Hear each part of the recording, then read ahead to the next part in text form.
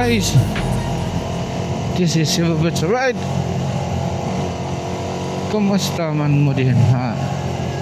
Inaot nga na mo sa maayong kahimtang. So another day, another ride. So karon challenging ron kay 8:51 kunya ang ato ang duty is 9 AM. So piki na sa maong oras sa itong pag-duty. Dugay kita ka mata gabi karon kay grabe yung pumaol sa ating katawan kasi kagabi nagano kami, naglaro ng basketball. Merong paliga sa work namin. So matagal na tayong hindi nakapaglaro ng basketball. Kaya grabe yung pamaol. Yung halos isang taon ka na hindi naglaro ng basketball. Tapos kagabi naglaro kami. Kasi lahat ng trabahante na marunong maglaro ng basketball, yun dapat sasali sports activity at saka parang na yun building team building na para yung pagsasamahan daw namin ay lalong tumitibay at saka para daw sa healthy yun sa aming katawan kasi maka-exercise lahat ng trabahante na marunong maglaro maliban lang sa hindi marunong maglaro ng basketball, yung hindi maglalaro. Siyempre hindi naman yun mapipilit kung hindi ka naglalaro ng basketball, di ba? Maliban na lang siguro kung ikaw ay lumalaro ng basketball. So isa tayo na napili na maglaro. So yun kagabi hindi man yun opening. So first game namin kagabi, grabe yung sa sakit ng katawan at saka yung pamaol sa hita ko, pati yung sa likod ko sakit. So guys, pagas muna tayo dahil wala na tayong gas.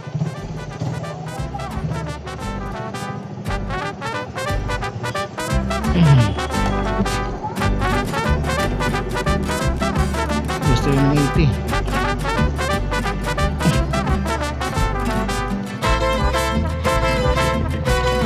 100 ma'am. 80 lang dahil ma'am. 80 lang dahil. Unleaded. 80 lang siya kay bitay na. Bitay na. Para napatay pa ito dyan ba?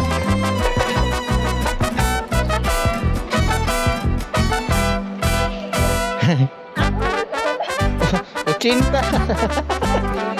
Oi.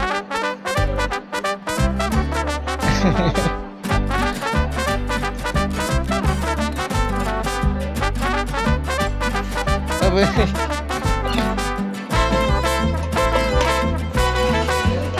Unleaded. Ngito.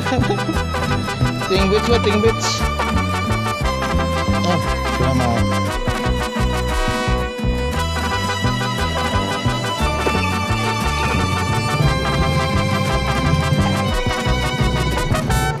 Oras 8:57. Wala na. Kapag ganito half day na.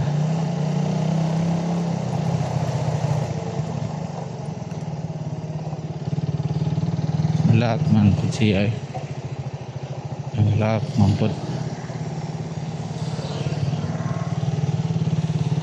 May tubig. Sira siguro yung linya ng tubig.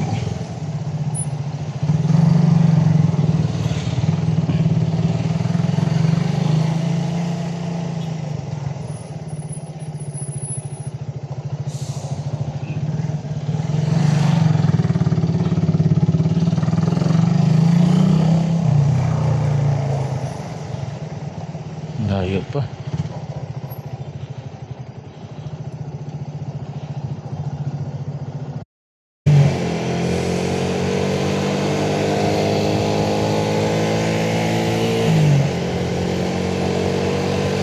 At yun na nga guys, mga babs,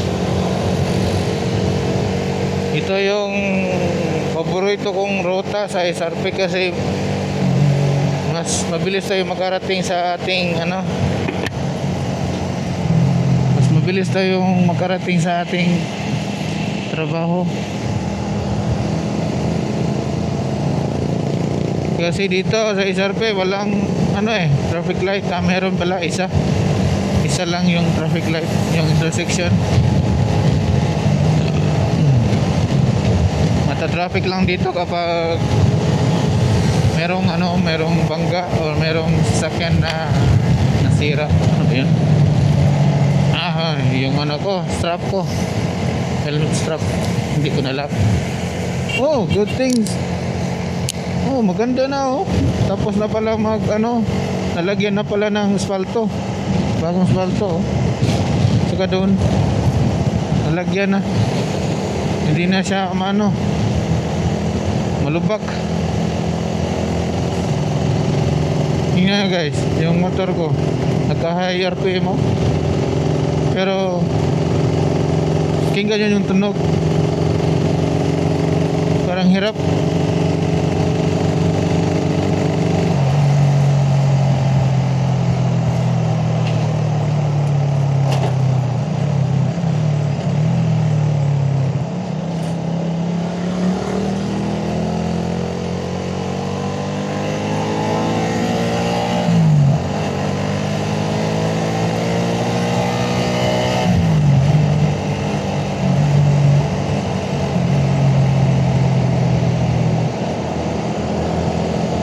Hindi nawala yung problema ko nang nagpalit tayo ng clutch lining.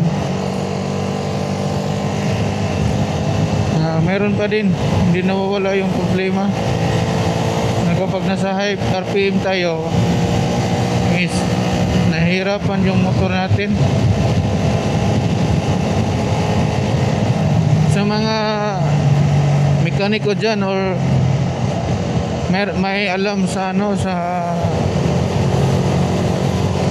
makina ng lalo na sa motor, kaya yung mga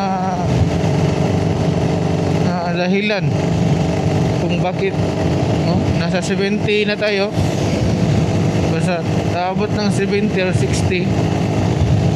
Ito yung ay nako ni Hosoy, ngangin man kachoy.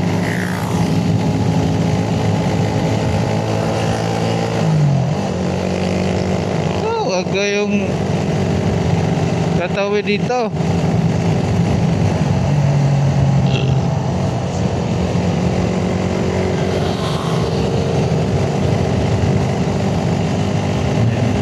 Mura magnabili na tong kalag.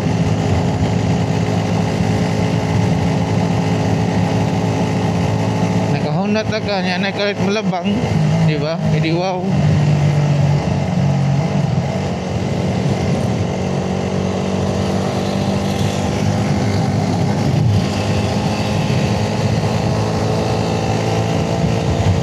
Kabs, ano kaya yung problema sa motor natin, ha? Nung nagpalit ako ng clutch lining, okay na yung pag-change gear ko. Hindi na siya pumapasok sa neutral. Hindi na siya matigas i-shift. Mag-change gear tayo, hindi na siya ganda. Hindi na siya matigas. Hindi na ako mahirapan magkambya. Noon kasi nahihirapan ako sa pagkambya eh. So ngayon, problema natin ngayon is itong kapag high RPM tayo. Ano kaya yung problema nito? Sa carburetor kaya?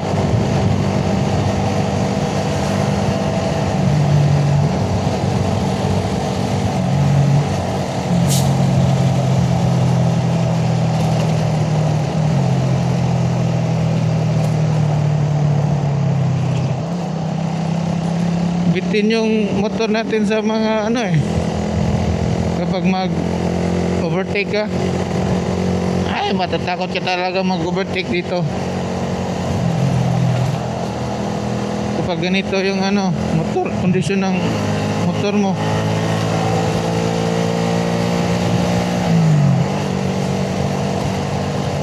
Katulad kahapon, meron akong hinati na pasahero sa sa jail. Anong tawag sa yan? Basta prison jail yun. Ito sa Cebu.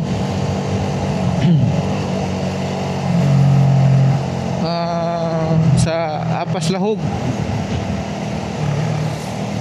Sa Apas Lahog merong dyan. Merong prison jail. Yung malaking kulungan.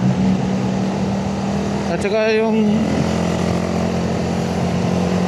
alam mo yung mahirap, yung takot ka ba na mamatayan ng motor or ng makina habang umaahon sa matarik na daan.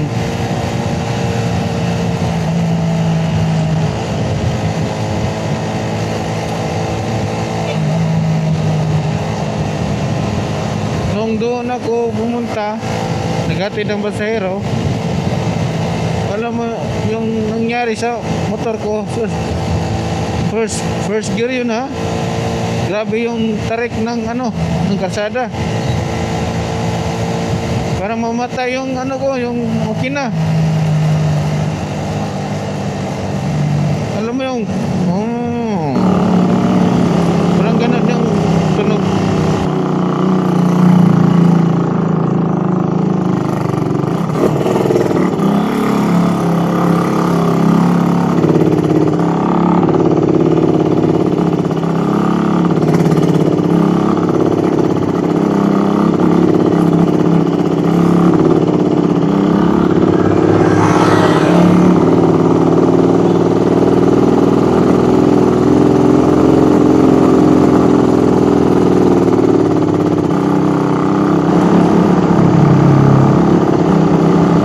Panis yung pag ng kalsada kapag trick. Yung sa akin kawawa, parang parang 110. Nahirap sa yung ahon na grabe na matarik. Kasi nakatry din ako ng 110 na Raider J. Yung motor ko, yung una kong motor talaga. Hirap sa ahon. Grabe. Ngayon okay lang yung sa low RPM. Pero kapag nasa high RPM ka na, need mo yung bumabackfire pa. So kaya yan po ang mga sintomas, mga master. Baka mayroon kayong alam, paki-comment lang po sa comment section kung anong suggestion nyo na pwede nating galawin. Oras is 9 AM. 9:10 AM na po ang oras.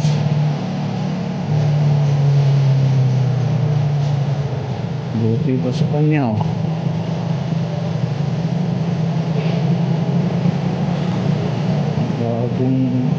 Bago yung ano na, yung rider niya. Wala pa siyang plaka. Pwede pa ba yan? Yung ganyan. Buti hindi siya nasita na. Alam niyo naman ng bagong patakaran niya yun, LTO. Dalhin ako dito sa Cebu, higpit. Dawat bago na yung ano mo, plaka. So,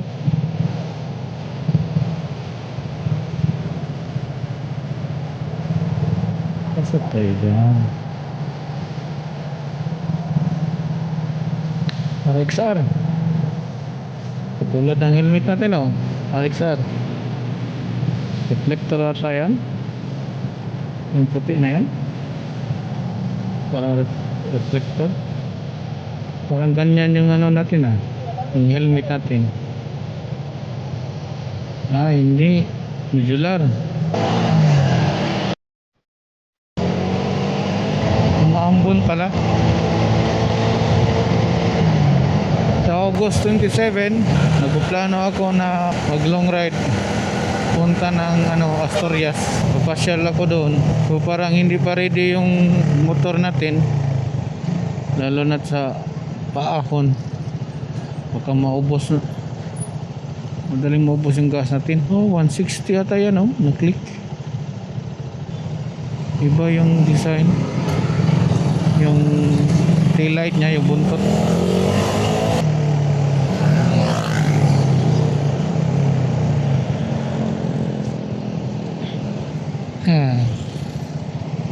Ayaw magbigay.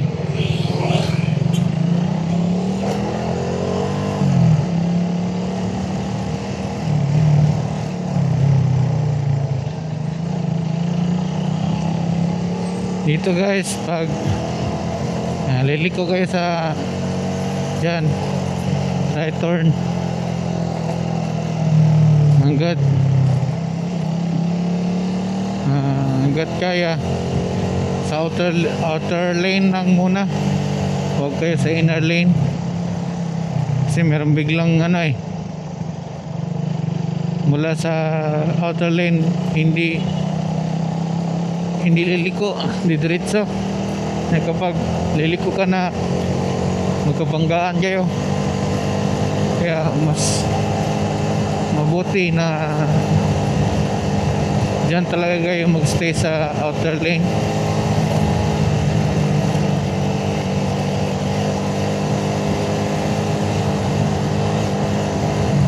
At saka sa mga sa pag-review, ano yung outer lane, itong linya na to, ito yung outer lane. Dyan sa kabilang linya, yan ang inner lane.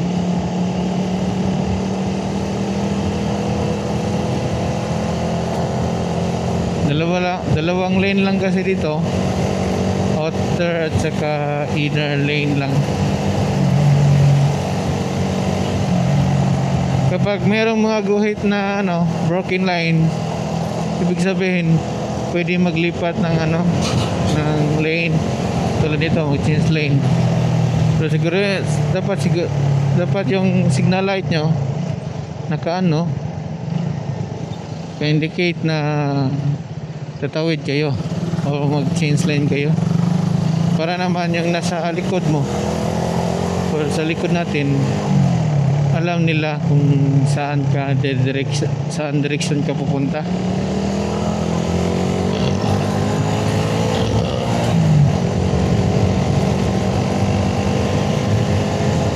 So dito tayo sa sa flyover sa Bangdako.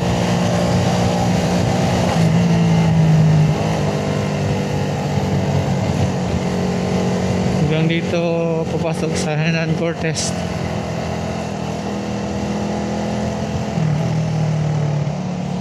Diyan guys, yung kalsada na yon patungo yung ng Mandawi, Consolacion, Iloan, Costela, Danao. Pupunta na po yun sa sa north side ng Cebu.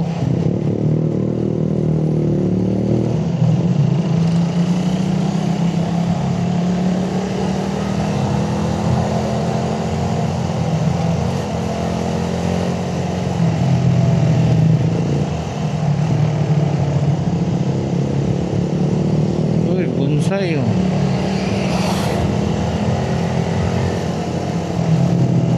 Ganda na niya. Meron siyang salamin. Yung pa-curve na salamin.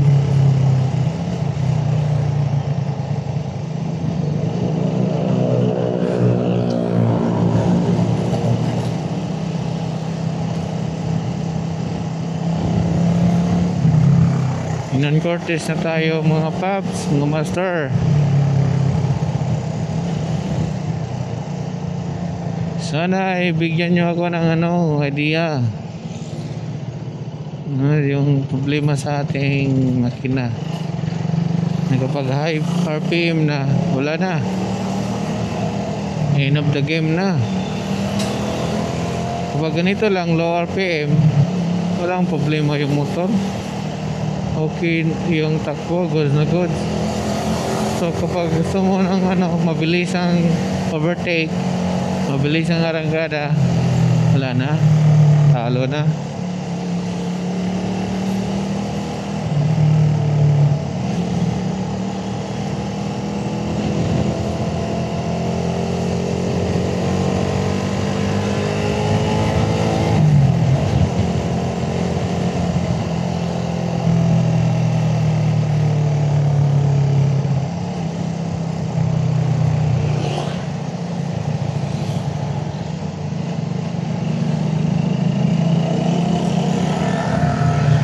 Naka-encounter na kaya kayong mga paps na same ng problema natin. Nagpalit na tayo ng ng spark plug, ng clutch lining,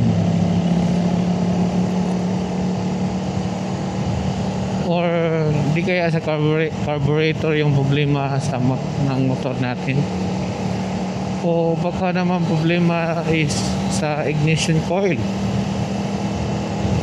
yung sa high na wire, yun, HT, high tension wire, yun ba yung tawag na yun? Baka sira yung merong malakas na voltahe.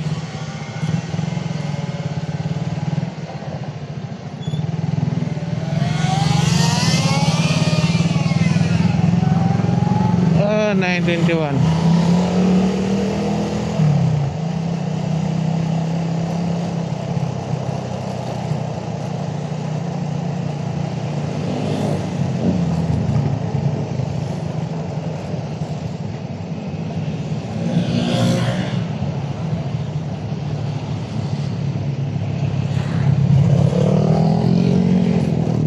Buti nag-go na. Go signal na. Hindi na tayo maghihintay.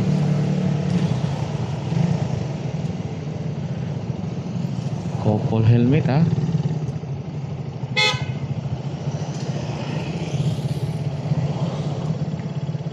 Yan, pwede na yan. Dito tayo.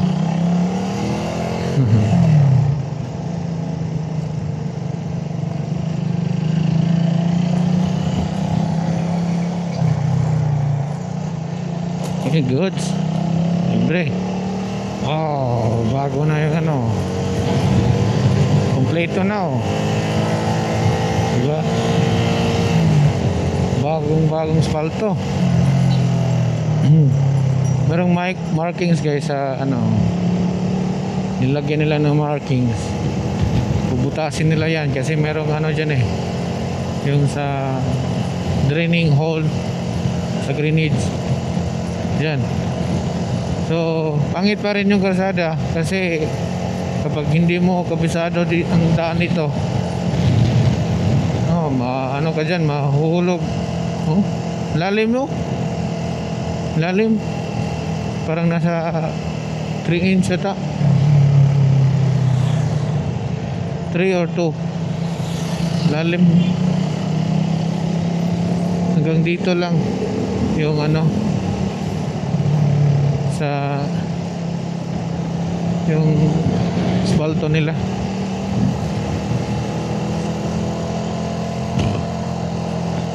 Ito sa Manila, mga paps, mga master, ingat kayo kasi stricto dito eh. Yung bagong patas sila na bantal, iwan ko parang hindi ata nila hindi i-continue ba kasi failure ata, parang failure, lalong traffic. So, dito na tayo sa ating workplace.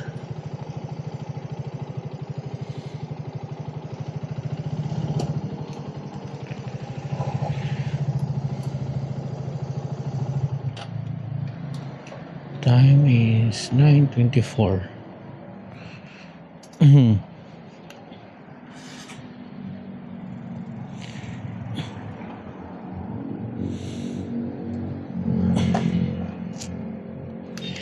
Dito lang muna tayo mag-park kasi hindi pa tayo nakapagbayad para makapark doon. Dapat tayong budget.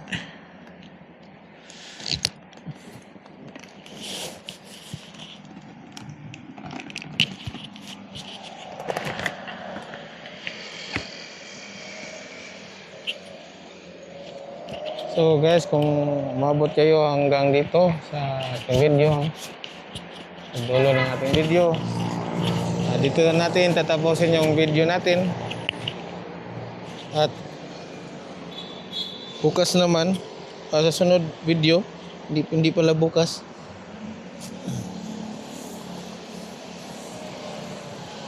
So salamat sa pag-antabay, sa pagsama sa akin sa ating vlog. See you next time. Ride safe mga paps. This is si Bubucho Ride. Don't forget to like and subscribe my channel para updated mo sa bago na tong channel nga atong i-upload. Salamat sa pagsuporta. Ride safe. Bye.